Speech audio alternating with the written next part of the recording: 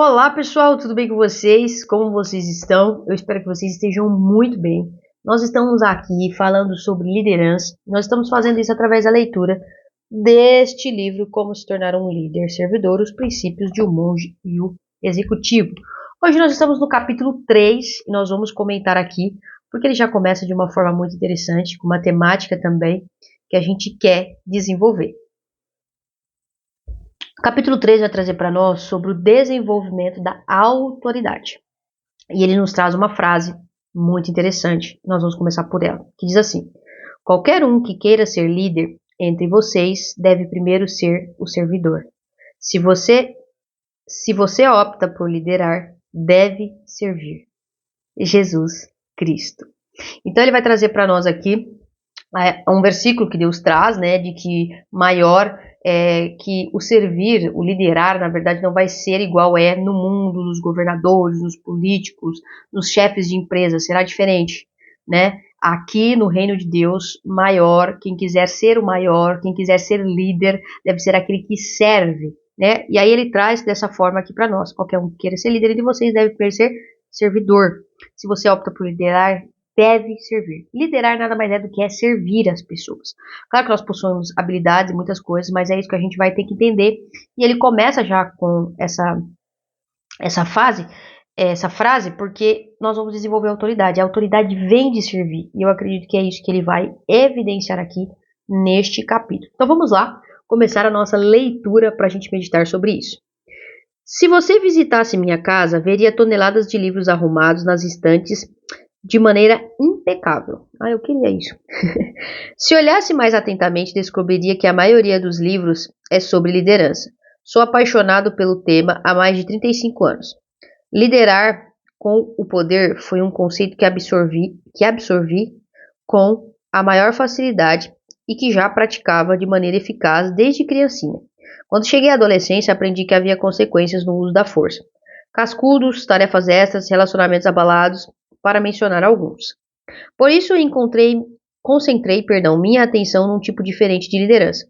A questão que me fascinava era a seguinte: como os grandes líderes da história conseguiam fazer com que as pessoas aceitassem de bom grado sua vontade, mesmo que isso pudesse levar à própria morte? Ou como eles conseguiam mobilizar as pessoas do pescoço para cima? A experiência e o bom senso mostraram que o uso de poder é limitado. Daí minha busca sobre qual é a verdadeira essência da liderança?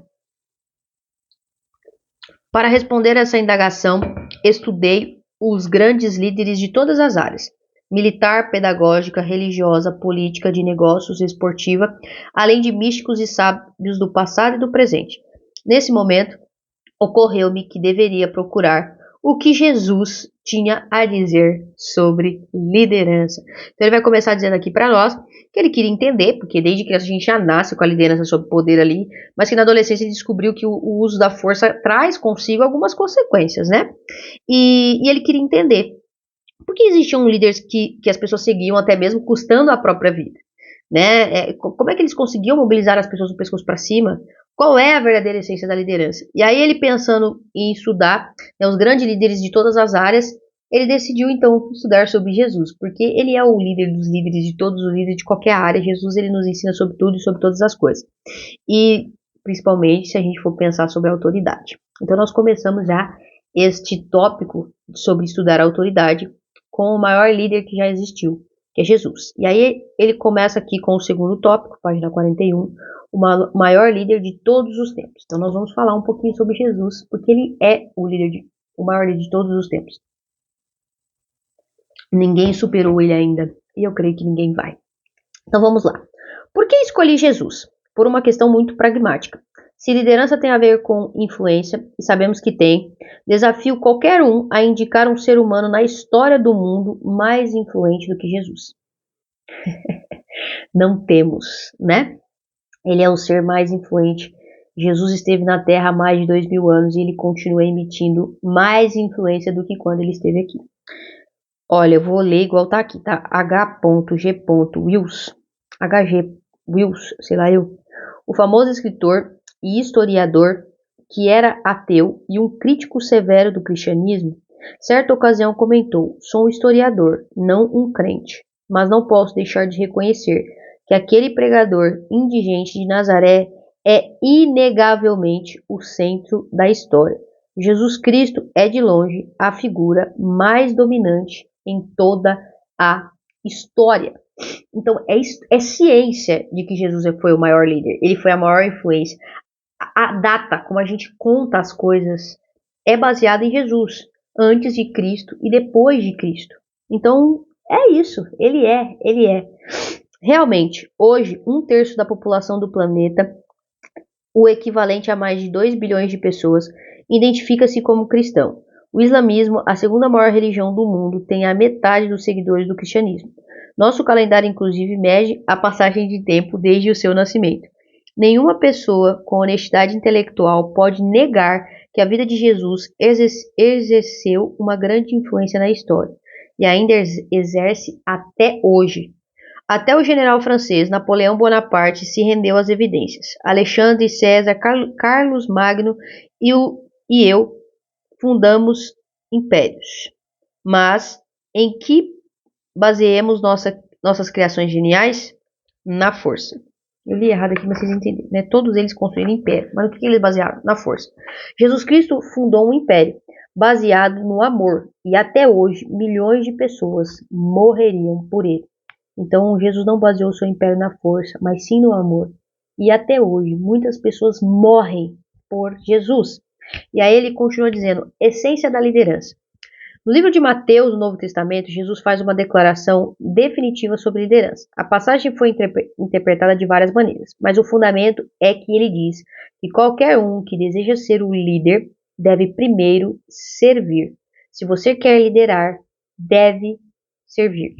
Para ser sincero, na primeira vez em que li essas palavras, achei que daria um bom sermão dominical, mas tinha pouca relevância para a liderança atual. Afinal, vivemos num mundo de poder, não é mesmo? É preciso ter o controle, estar no comando, ou passarão por cima de você. Servir? Tenho trabalhado pesado nos últimos 15 anos para deixar meus chefes felizes. Agora que me tornei chefe, você diz que tenho que servir de novo? Não há a menor possibilidade. Um dos meus provérbios prediletos é o seguinte: quando o discípulo está pronto, o mestre chega. Maravilhoso, quando o discípulo está pronto, o mestre chega. A gente só se torna mestre quando a gente consegue discipular alguém. E aí ele continua dizendo assim: o pensador Max Weber tem ideias interessantes sobre a diferença entre poder e autoridade. Se você não for capaz de perceber essa diferença, nunca vai compreender o que Jesus estava querendo dizer. Até porque Jesus nunca possuiu o poder tradicional. César, Herodes, Pilatos, o Papa, essas pessoas tinham todo o poder. Jesus falava sobre liderar com autoridade, em essência. Ele dizia que se alguém quisesse influenciar as pessoas do pescoço para cima, então deveriam servir, ou seja, sacrificar-se e procurar o bem maior de seus liderados. A influência deve ser adquirida. Não há atalhos. Influência e a liderança legítima são construídas com muito trabalho e sacrifício. O que ele vai dizer aqui para nós? Qual é a essência da liderança? É servir, é se sacrificar, é levar em consideração e procurar o bem do outro, o bem dos seus liderados, mais mesmo do que os seus próprios. Então, realmente, influenciar é algo que a pessoa ela vai conceder para você. Você vai ter que conquistar isso com esforço, com dedicação, com trabalho. Não é algo que simplesmente você vai chegar lá e vai ter porque você está num cargo. Então, realmente a gente vai ter que entender isso. E aí o próximo tópico, que está na página 43, diz: não sou Madre Teresa. Então vamos ver aqui. Um dos perigos de dar exemplos históricos é que as pessoas podem chegar à conclusão, ou à desculpa, de que nunca poderão aspirar esse nível de grandeza. Nesse caso, de que adianta tentar? Um ponto de interrogação, tá? Eu li errado, mas... Em meus seminários, quando menciono os grandes líderes do passado, às vezes recebo protestos do seguinte tipo: devo morrer por meu pessoal como Jesus? Devo fazer alguma greve de fome como Gandhi? Devo procurar alguns Ramsenianos para ajudar como fez Madre Teresa de Calcutá? Afinal, sou apenas um supervisor na Sears. Minha resposta é a seguinte: não estou pedindo que ninguém morra pela empresa nem que doe sangue para a Cruz Vermelha, mas talvez possamos encontrar um pouco mais de tempo para ouvir as pessoas, tratá-las como se fossem importantes. Que tal trabalhar para aumentar sua confiança e diminuir o seu controle? Uau! Talvez possamos ajudar quem está ao nosso redor. Quando nos sacrificamos e servimos os outros, estamos desenvolvendo autoridade e, em consequência, influência. Então, quer dizer assim, ó, não estou pedindo para ninguém ser a Teresa de Calcutá, morrer igual a Jesus, mas você pode sim ser um pouco mais humano, ouvir mais as pessoas, prestar atenção no que elas estão dizendo, talvez tentar servi-las de alguma forma. Aí ele fala assim, que tal trabalhar para aumentar a sua confiança e diminuir o seu controle? Confiar mais nas pessoas, ser alguém confiante e ter a confiança das pessoas, né? Então isso é muito importante, porque desenvolver autoridade, você se sacrificando, você vai, e servindo as pessoas, você vai desenvolver autoridade. E desenvolvendo autoridade, você vai desenvolver influência. Isso é natural. Então esse é o caminho. Se a gente não serve, a gente não vai desenvolver isso. E a gente não pode ficar usando as pessoas do passado como desculpa, porque você não vai fazer literalmente igual, mas você pode com certeza se inspirar e fazer algo parecido dentro das suas condições. Então é isso que ele está dizendo. E aí ele vai dizer assim, ó, próximo tópico. Qualquer um pode servir? E aí ele vai dizer assim, ó, Martin Luther King Jr. reconheceu essa verdade. Você não precisa ter um diploma de faculdade para servir. Não é fundamental conhecer a segunda lei da termodinâmica na física para servir. Só precisa ter um coração generoso e uma alma movida pelo amor. Vou ler de novo. Você não precisa ter um diploma de faculdade para servir. Não é fundamental conhecer a lei da termodinâmica na física para servir. Só precisa ter um coração generoso e uma alma movida pelo amor. Gente, isso aqui é a maior dificuldade quando a gente vai falar sobre liderança e amor dentro de uma empresa. Explicando que sem amor não há liderança. As pessoas elas falam assim, eu estou no meu trabalho, eu não tenho que amar essas pessoas. Mas o amor é uma escolha de se sacrificar e de pensar no bem do outro, no seu desenvolvimento.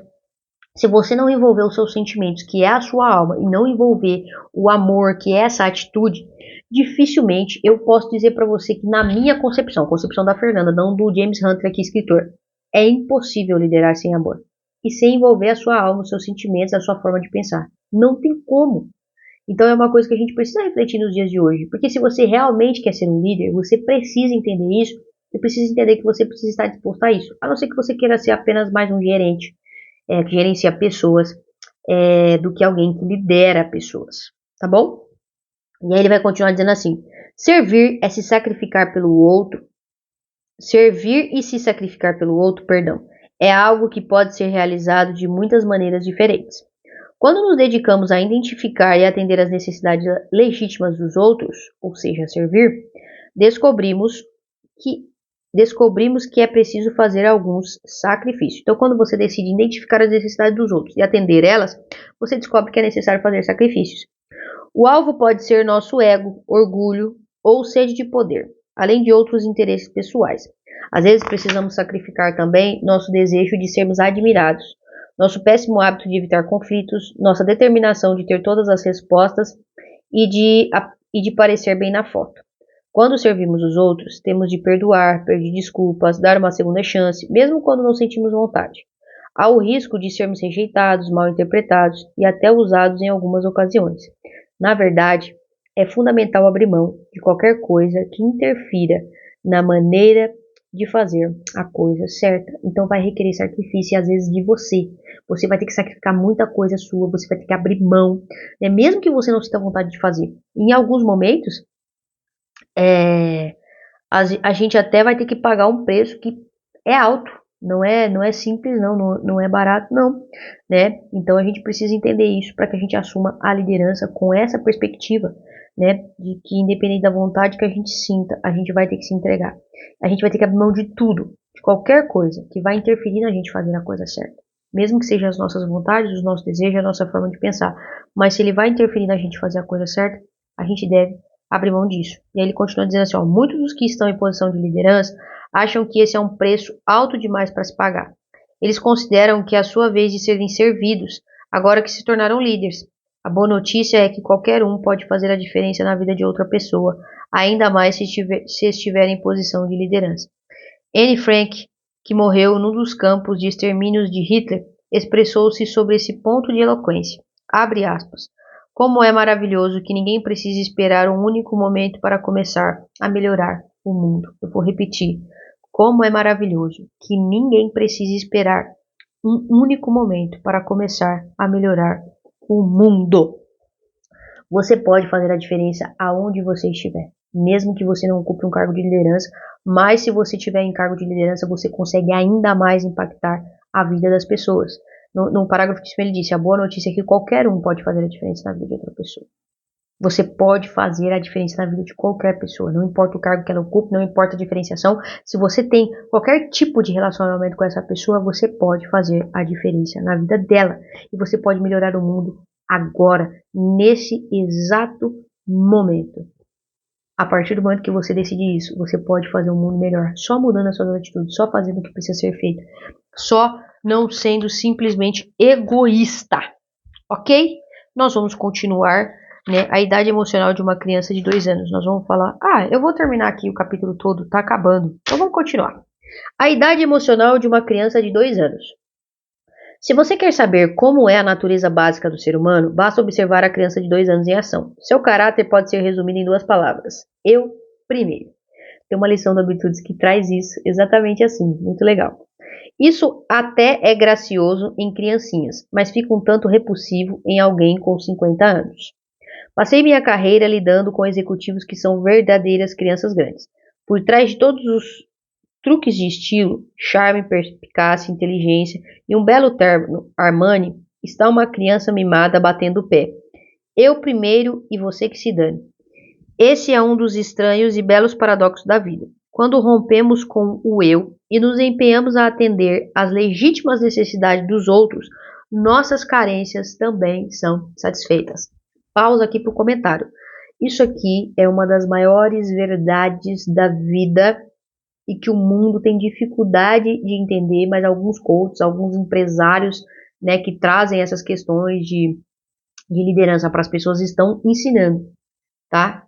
Quando você serve os outros, quando você se entrega, quando você busca satisfazer de fato, de forma legítima as necessidades do outro, as suas também são satisfeitas. Eu não sei nem explicar isso, mas é meio que um ciclo involuntário. Isso é real. Testa fazer isso. De verdade, quando a gente se preocupa com as necessidades dos outros, a gente cuida delas, as nossas necessidades naturalmente elas vão se resolvendo, elas vão sendo supridas. Isso é real e isso é importante, tá? E ele vai continuar dizendo assim: se desejamos nos tornar líderes eficazes e seres humanos melhores, precisamos superar esse problema do eu primeiro. Precisamos amadurecer. Quando nos candidatamos a ser líder, a necessidade das outras pessoas torna-se a coisa mais importante na escala de prioridades. Não por acaso, no serviço militar dos Estados Unidos, os soldados comem primeiro e os oficiais depois. Phil Jackson, o treinador de basquete conhecido por montar times campeões, juntando superastros de personalidades difíceis, revela alguns segredos de sua experiência como líder servidor em seu livro Cestas Sagradas, Missões Espirituais de um Guerreiro das Quadras. Nossa, que legal! A maneira mais eficaz de forjar um time vencedor é apelar para a necessidade dos jogadores se ligarem com alguma coisa maior do que eles. Vou repetir. A maneira mais eficaz de forjar um time vencedor é apelar para uma necessidade dos jogadores que se ligam. É apelar para a necessidade dos jogadores de se ligarem com alguma coisa maior do que eles. Mesmo para aqueles que não se consideram espirituais, no sentido convencional da palavra, a criação de um time vitorioso, quer seja um time da NBA ou uma equipe de vendas, é essencialmente um ato espiritual. Exige que as pessoas envolvidas renunciem aos seus interesses pessoais pelo bem maior, para que todos se tornem maior do que a soma de suas partes. Fecha aspas. É um parágrafo bem grande aqui, mas ele quer dizer exatamente isso. Não adianta fazer isso num nível apenas racional ou intelectual. Vai envolver a parte do espírito da coisa. Vai envolver a parte dessa entrega, de acreditar em algo maior, de não ser cético. Porque senão você não vai fazer. Porque o que vai acontecer? A gente vai exigir que as pessoas renunciem a seus próprios interesses, pelo bem maior, de que todos se tornem maior que a soma de suas partes. Então eu não vou entregar apenas a minha parte, mas eu vou, através do que eu entrego, eu ajudo o outro a ser maior, né? Então, realmente, ele vai trazer essa perspectiva de que não dá para fazer isso sem uma questão de espiritualidade. Se você não acredita em algo maior do que você não vai conseguir fazer esse nível de sacrifício. E aí ele continua dizendo assim, agora o James Hunter, né? Tenho ouvido com frequência as seguintes frases ao longo dos anos. Não vou entrar nessa história servidora, cheia de sacrifícios. Tenho que cuidar de mim, porque se eu não fizer, ninguém mais o fará. Fecha aspas. Se você é da turma do eu primeiro e está feliz, não tem problema. Só faça o favor de não se candidatar a líder. Ah, e de preferência, não tenha filhos, não se case e não tenha ninguém que dependa de você. Se insistir nesse estado de espírito, um último pedido. Não faça os funcionários passarem 14 horas por dia trabalhando para alguém que só pense em eu primeiro ou minha carreira. Faça uma opção diferente. Faça uma viagem solitária ao redor do mundo num veleiro.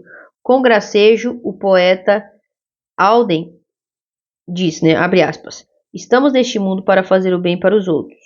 O que os outros estão fazendo aqui, eu não sei. Então ele vai dizer assim, ó, se você quer continuar com esse espírito de pensar no eu primeiro, faz um favor, não faz nada da vida. Viaja sozinho.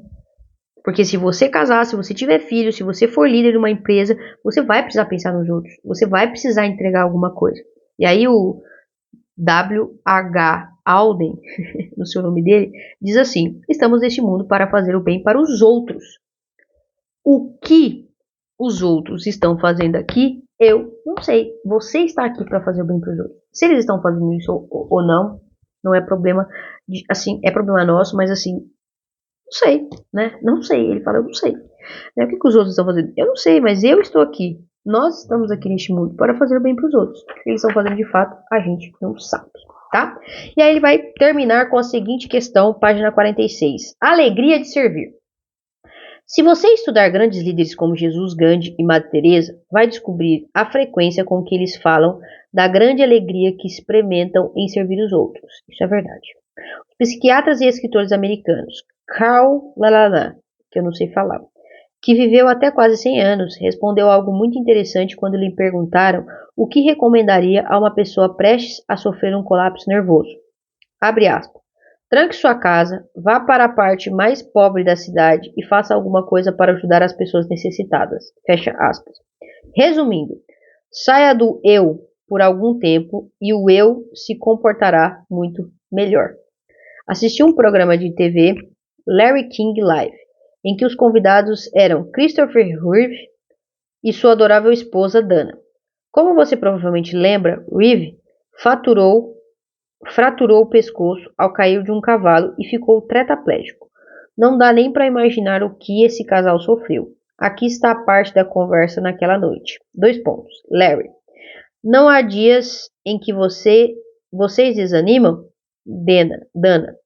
Quando sentimos pena de nós mesmos, a primeira coisa que fazemos é procurar alguém para ajudar. É espantoso como você se sente melhor por causa disso. Christopher. Entre em ação. Desvie a atenção de si mesmo. Essa é a regra número 1. Ou seja, eles foram no programa, o apresentador Larry perguntou, né? Vocês não desanimam? Aí a mulher falou, quando a gente sente assim, a gente vai ajudar os outros. E aí o Christopher, que é o cara que tá com fraturado o pescoço para cima, né, ele fala, entre em ação, desvie sua atenção de si mesmo. Essa é a regra número 1. Para de ficar focado em você. Automaticamente seus problemas já começam a resolver. Abraham Lincoln, em sua maneira simples e concisa, disse, abre aspas, quando eu faço bem, me sinto bem. Fecha aspas. Portanto, voltamos às opções pessoais. Vamos servir os outros ou apenas servir a nós mesmos? Esta é a diferença entre ser um líder servidor e um líder que só serve os próprios interesses. Então ele vai dizer para nós a importância da liderança, que nós precisamos servir. E quando nós servimos, gente, no fundo nós temos vantagens. Nós não servimos porque estamos pensando somente nessas vantagens, mas você pode ter certeza que elas vêm. Elas fazem parte, é muito mais inteligente uma liderança servidora, né? Começa a fazer as coisas pelos outros, você vai ver a alegria, o prazer que isso tem. Requer sacrifício? Muitos. Vai doer? Vai ser mais difícil? Vai. Mas vai valer a pena. Vai ser muito bom, ok? Então procure servir os outros. Grava essa frase. Quando eu faço o bem, me sinto bem. Isso é importante. Você está tendo dificuldade de se sentir bem. Quantas pessoas estão perdidas no mundo hoje? Gente, sentindo vazios, buracos, tentando resolver de todas as formas. Eles são bem-sucedidos no trabalho, são bem-sucedidos financeiramente, eles têm algum tipo de relacionamento, eles vão para academia, têm algum tipo de corpo. Até mesmo essas pessoas que parecem tudo perfeito, elas ainda têm um buraco. Sabe por quê? Porque você nasceu para servir os outros. Deus criou para ser uma família, para ter relacionamento com Ele e, em consequência disso, ter relacionamento com os seus irmãos. Quando você não faz isso, você acaba não ficando bem. E uma das formas de fazer isso de forma legítima é entendendo que você precisa dos outros e que os outros precisam de você. Deus nos ajude a conquistar a autoridade, porque ela vem de servir e servir com legitimidade. Eu espero que este livro tenha falado com você, principalmente porque ele nos traz um pouco aqui sobre a liderança de Jesus e como nós podemos liderar parecido com ele. Nosso próximo capítulo é o capítulo 4, página 47. Nós vamos falar sobre liderança e amor. E vai ser incrível, porque amor tem tudo a ver com liderança. E liderança tem tudo a ver com amor. Deus te abençoe. Eu espero que essa leitura tenha agregado à sua vida, trazendo para você aí recursos para que você possa liderar ainda melhor. Deus te abençoe e até o próximo capítulo.